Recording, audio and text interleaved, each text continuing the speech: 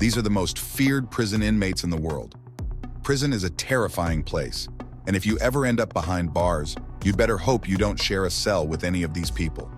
These criminals committed unimaginable crimes both outside and inside prison. First, let's talk about Jason Barnum.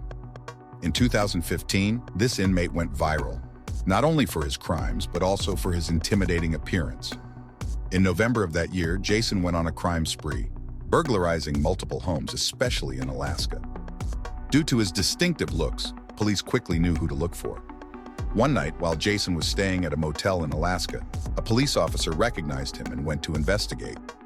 That's when Jason took out a firearm and injured the officer. He was eventually captured, found guilty of attempted murder, burglary, and other charges, and sentenced to 22 years in prison. Jason won't be released until he's 61 years old. Imagine sharing a cell with this man. His face is covered in skull tattoos, including one over his right eyeball, and the top of his head features a large skull tattoo. Jason has a long criminal history, with arrests dating back to 1993, followed by other offenses in 1994, 2000, and 2005.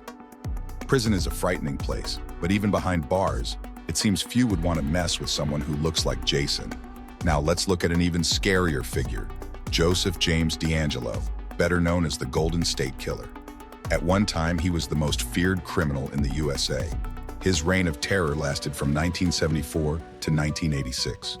During these years, he burglarized over 120 homes and took the lives of 13 people. Astonishingly, he wasn't caught until 2018. For decades, police had no idea of his true identity.